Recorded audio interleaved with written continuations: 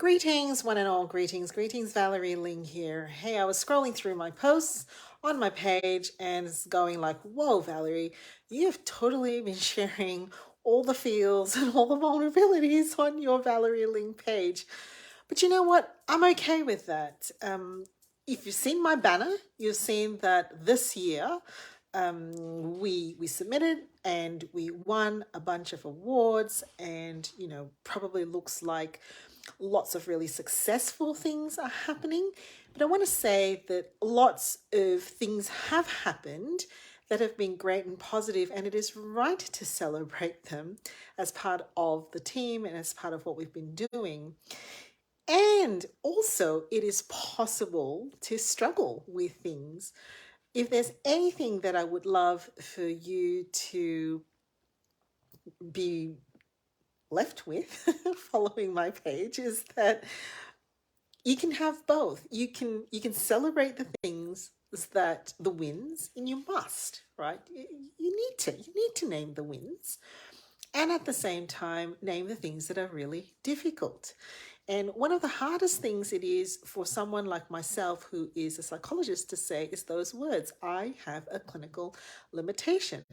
Backdrop: did you know that many early career psychologists are really frightened to stay in the field? They're actually leaving.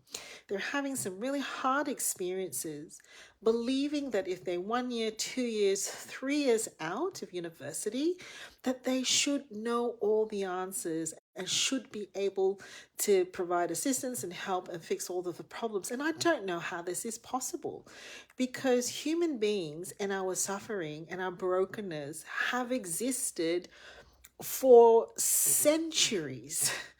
And if we all could just fix it, we wouldn't really need to have a job. There is no way any single human being, therapist, friend, could have and know all the answers to alleviate pain and suffering. And it's happening. We are actually losing really decent, really genuine, wonderful human beings in the helping professional, because we allow this belief to continue. And so I thought today that I would come and say that the words "I have a clinical limitation" was something that I've said today.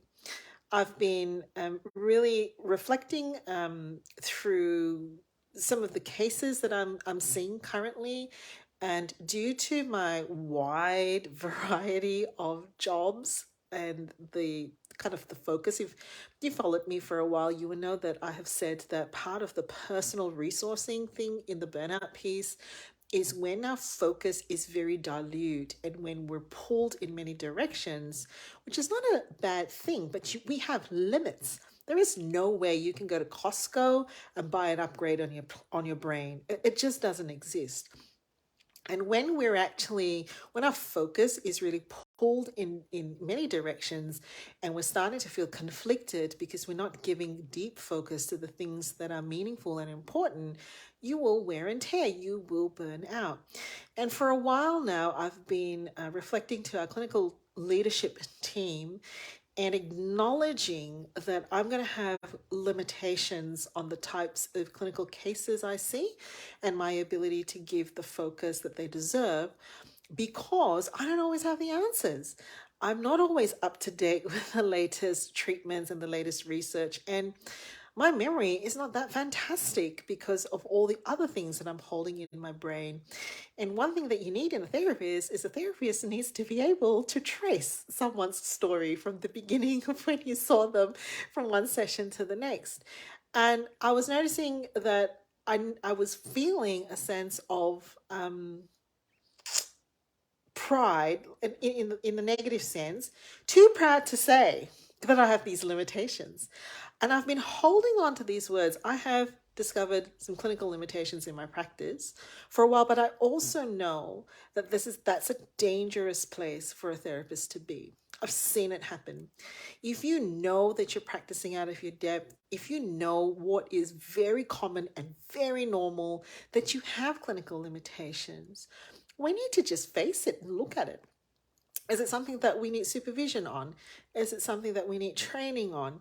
Is it something that we need patience with ourselves on to work through, because it is virtually impossible to keep up with all the new things that are coming out in research. And today I decided that it was really time for me to make the call to one of our clinical team leaders and said, I think I have just detected a clinical limitation in my practice. Would you mind if I ran it with you? Would you come and have a second look and take a look with me and see if we can work out where that limitation is, where it's arising from, and then what would be in the best interest of the client for us to do? And it was hard, it was risky, there were difficult words to say, but they are words that must be said. So we're all got our limits, people, all of us. No matter what, whether you're a professional, whether in your personal life, you're going to have your limitations. And we actually really need to be able to say that you will not be human if you didn't have limits. It's just impossible. Chat GPT cannot run your life for you. Even ChatGPT needs you to focus and tell it what to do. So, limits are okay. And perhaps the next generation needs to see us say that we have limits and that it is perfectly okay not to have all the answers all the time, because it's just impossible.